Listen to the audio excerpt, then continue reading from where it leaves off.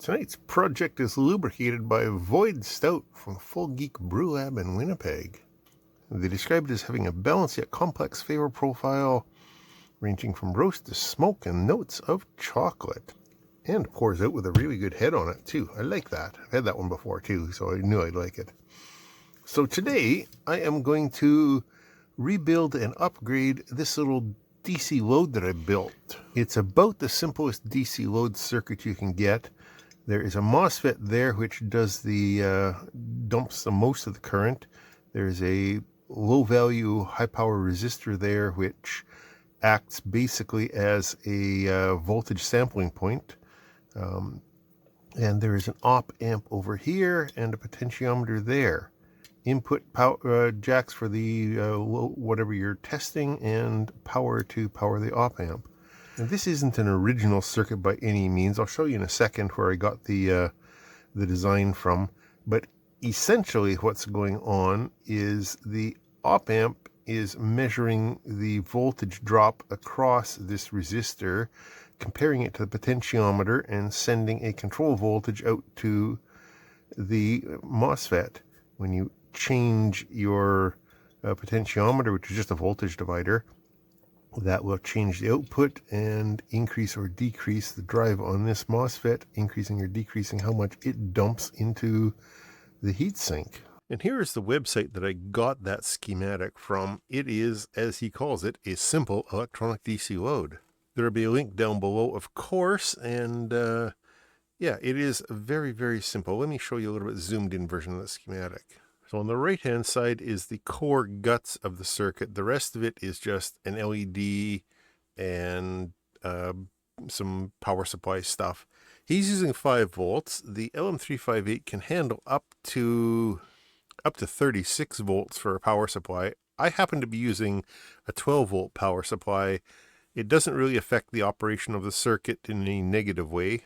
However, the reason that I chose to use 12 volts is so that we'd have a little bit higher drive voltage on the MOSFET. I didn't use an IRL 540. I was using an IRF Z44 because I happen to have it, and its gate source voltage to turn it on is to turn it on fully is 20 volts, whereas the 540, which was shown in the schematic, is only 10 volt turn on. So I might actually go back to a 5 volt power supply. Although I think this should work fairly well still with a 12 volt power supply. But the reason that I was using a higher voltage power supply, again, was so that the drive would kick in for this thing without having my pot maxed out. Anyway, there is the potentiometer, just the voltage divider across the power rails. There is a 10K pull down pot over here, just so this thing shuts off when this pot is fully shut off. And other than that, we have the op amp measuring, again, the voltage drop across this 1 ohm resistor. I was using a higher resistance resistor because, again, that's what I had. But it's basically comparing those voltages and setting an output voltage accordingly, which drives this guy. As the resistance of this goes down, this voltage goes up, and so on and so forth, right? Sure. And there is the device under test over there. See text over here is calling for an ammeter, which I didn't put in my original design, but I am planning on implementing in my upgraded version here. And that upgraded version is, in fact, like I said, going to include this ammeter. It's a 30 amp ammeter with a built-in shunt, so nothing else needed from that. I'm going to use these heavier duty banana jacks than those ones. Instead of that single potentiometer, I'm going to use a 10-turn potentiometer. That guy there. The op amp is going to be exactly the same. The heat sink is going to be much bigger, though. I'm going to use a heat sink that I salvaged off this old Theranon power supply that I did a teardown on this thing several years ago. I'll put a link to that video down below if you're interested. But I'm harvesting the heatsink off it, and I've already done some prep work on here. I've already pre-installed 4 4 ohm resistors in parallel, so that gives us the 1 ohm that the circuit actually called for. These are 100-watt resistors, so they should handle more than enough power, and then hanging off this massive heatsink should also make them not get too ridiculously hot. And then I've also got an IRL 540N, which I've ordered. It is sitting on a piece of thermal insulation there, well, electrical insulation thermal conductive pad, and it's screwed down with a little top hat washer, which is insulating the tab from the heatsink. So I started to drill and tap to mount these things, but I've managed to break 3 taps in the process, so I gave up on that. That is a tapped hole, that is a tapped hole, and the rest of them are self-tapping wood screws that are just into a hole drilled in the aluminum. Yeah, and there is a tap acting as a locating pin, and there is a broken tap acting as a locating pin. Yeah, don't worry about it too much. This guy, I didn't drill and tap, I just drilled a hole through and have a nut on the back of it. Actually, that's using an existing hole. I didn't even have to drill that one. Anyway, yeah, that's that, and I've got these brackets on here for mounting a case, which you will see momentarily. So this box was created using a website called MakerCase. Again, I'll put a link down below. It gives you basically a really simple way of making boxes and stuff with the finger joints all pre-calculated. Just give it a length, width, and height, and boom, it does it. Drag that into my CAD program, FreeCAD, added the holes for all the stuff here. Yeah, don't worry about that. When I was measuring it, I measured it like that instead of like that. So rather than recutting this, I just drilled a couple of holes to allow for that. And of course, I drilled them in an approximate location. Don't worry about it. Anyway, so the potentiometer goes there. The bananas go there. That goes there. A DC input jack like that goes on the end here. And this is for a little fan, a little Radio Shack fan. Except for, of course, I didn't buy it from Radio Shack. I bought it from Liquidation World at $1.99 rather than the $16 that Radio Shack wanted back when Radio Shack Canada existed. Anyway, that is also a 12-volt fan. So that's the other reason why I think I'm going to continue using the 12-volt power supply that I was using. And that just goes there to vent heat out of this thing. I don't know if I'm going to need it or not, and I don't know if I'm going to have to drill extra vent holes in here to get air in, but there are a few remnant holes from this thing's original life here. So that might bring in enough air just through the heatsink. I don't know. We'll figure that out as we go along. Anyway, the first part of this is just all mechanical. Which is not my strong suit by a long shot, but I will go through this anyway. I don't think I need lock washers there. These have a bit of serration, which should dig into the wood. And by wood, I mean particle board. This is just cheap, not quite masonite. It's got a kind of a plastic coating on one side of it, which I want it to remain as the interior just because. We'll get the bananas on here too.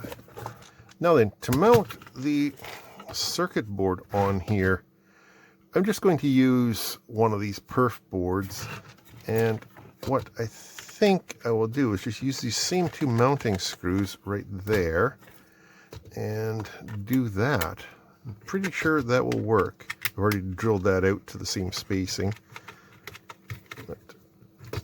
Park that guy on there, and like that, it's hovering above the potentiometer, and I don't think it's going to collide with the MOSFET, although MOSFET is in that general area, but there is some space there. Oh yeah, there's lots of clearance in there. Excellent. I did, as you might expect, do some pre-fitting of some stuff before I turned the camera on, but not everything was test fit, so that is good. With that fan installed, I can start wiring. I'm using this 16 gauge lamp cord here, which is flexible because it's stranded, also rated for more power than I'm probably going to be using. There's likely other things that you could use for this, but this is what I'm using because this is what I have. Also, the crimper. Yes, I do have a better crimper than this cheap automotive one. A better crimper would be one like this, a ratcheting one with replaceable jaws, and I do have a full set of jaws for this. I just, in my cleaning up of my shop, I haven't found the jaws for this yet to do it, so I will use this one and it will be just fine. So that's the positive wire to there. Then the negative from there will go over to the MOSFET. The negative from the input will go to the resistors, and then there will be a connection between the resistors and the MOSFET. There, finally some soldering, some actual electronics, not just this mechanical assembly stuff. And that can go on to my conglomeration of resistors. I'll put it kind of in the middle there, just so that the current is spread out a little bit across them. And after double checking that the drain is in fact on the middle pin, yeah, that guy on there, and that's taking a bit more heat because the drain is connected to the tab. There we go, that's on there. Slip that bit of heat shrink on. Now the remaining connection is the gate, which is the lower current one. And of course I've got this guy back here to deal with. There, that ought to hold. Right, now to build the circuit board, which is very, very few components as we saw earlier, but it is the brains of the operation. Let's see how good these things work for holding a board while I'm soldering it. Got them a couple of mailbags back. Weren't exactly what I thought they were, but that seems to do the job. So that's the power jack soldered on. I think this time I will use a socket for the op amp. I didn't use one on there, and it just seemed like that was an oversight. I probably should be doing that. Let's throw some Kapton on just to hold it in place while I'm soldering it. And as usual, get the two diagonal corner pins tacked down first. And give it a little reheat and press the socket from the back. Reflow those. Good. Now I can solder the other 6 legs down. That is something that I do just all the time when I'm putting a IC or a socket in place, just to get it sitting in its proper alignment. Cool, those are all there. Now just a few wires and one 10K resistor that comes off pin 1 and goes to ground. After the resistor is in place, I'll run ground to pin 4 of the chip and power to pin 8. And then the wiper of the potentiometer on pin 3. And then the positive and negative to the potentiometer. So there's our voltage divider for the reference. Now pin 1 of the chip goes over to the gate of the MOSFET. And of course a bit of heat shrink for that as well. And I think the last wire is a ground wire from the circuit board over to join up with the negative of the device under test. And I think that is all the wiring to our circuit board. Oh wait, no, I forgot about the fan wires. They'll just go to the positive and negative. So before I button this thing up, let's put 12 volts on it. Hey, there goes the fan. Awesome. Just make sure that there is 12 volt voltage there. That's correct across pins 4 and 8. Okay. And across the potentiometer. Yep. That is everywhere that we should have 12 volts. So I think it is safe to put the chip in now. That ancient Radio Shack fan was making a fair bit of noise, but I don't think it's going to be a problem. Wire management might be an issue though. Let's start putting this thing back together. Potentiometer in its spot. I'll put the circuit board onto its pillars here. I think that'll kind of hover there nicely. I may have made some of those wires a little tight, but like I said, I kind of want to make sure that nothing is getting too carried away with those wires. Let's put the power jack over here. That's not the right one. There we go. Now then, I'll just set the lid down, and hopefully all my screws will line up into my little brackets that I put in there. I think they will. I think I can feel the screw hole there. Yeah.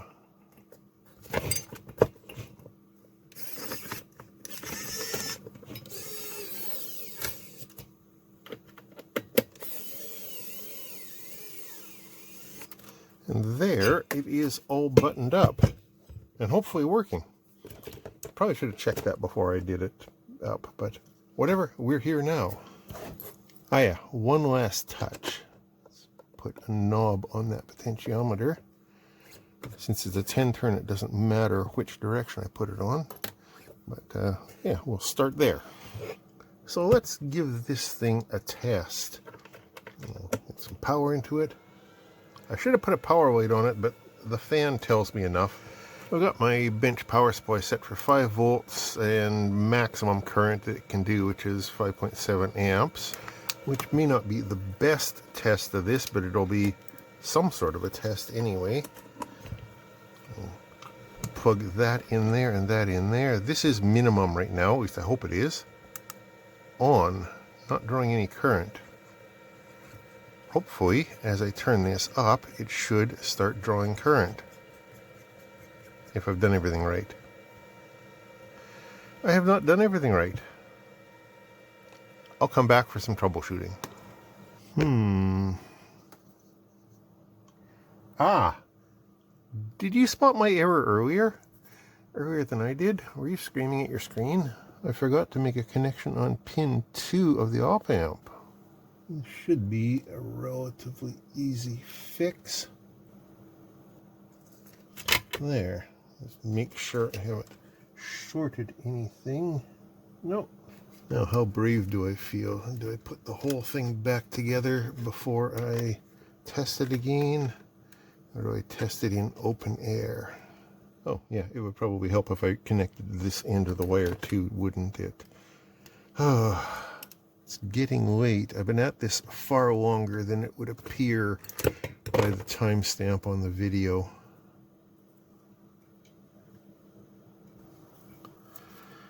This time for sure, maybe, hopefully.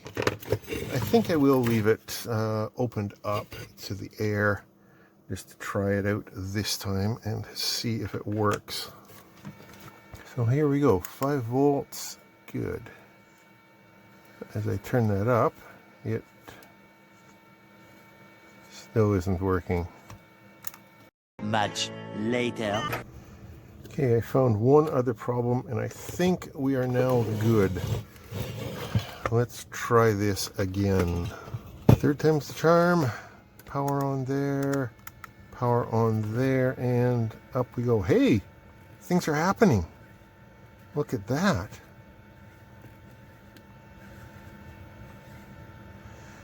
So we're drawing just about 4 amps out of there, and that ammeter there agrees. Cool. What happens if I get some more voltage out of this thing? So there's 10 volts there. We're drawing 5.7 amps there. Yeah, and that looks like about the same. Cool. So it is working. How is the temperature doing? The resistors are barely warm. The MOSFET is barely warm. That's awesome. That also means I probably don't need that fan, but I think I'm going to leave it in there just in case. And realistically, the fan is just to keep the air around, you know, the circuit board here relatively cool-ish. heatsink will take care of itself. Anyway, let me button this guy up, and oh, I bet you want to know what the problem was. It was this. This is a 10K pot. There's no world where it should have 18 meg across it in any configuration. I don't know if I damaged it by soldering or if these were just cheap for a reason when I bought them. They claim to be Bournes made in Mexico. It seemed a little odd that I bought them from China. So I'm guessing out of this 10 pack, they may or may not be trustworthy. I will have to keep an eye on it in the future, but in the meantime, that is junk. And I will button this thing up and sign off the video in a minute here. So there we go. It was a bit of a struggle. I don't know, the mechanical part is always the part that I have trouble with, and I think that got me a little bit distracted from the fairly simple electronics in here. I missed one wire. Dumb move, probably because I was making the video and paying attention to you guys more than I was paying attention to that. And then there's this thing which disappoints me. I was hoping that it would be high quality as its name suggests, but instead that particular one is broken. Well, I hope you enjoyed that. I will put links down below to the video where I made this one and some of the other videos that I mentioned along the way. I can't even remember what I was talking about. I'll have to throw them in when I'm editing. Anyways, yeah, thanks for watching. Appreciate that. Questions and comments down below. And I'm sure there will be comments. There always is. Please be gentle. I'll talk to you later.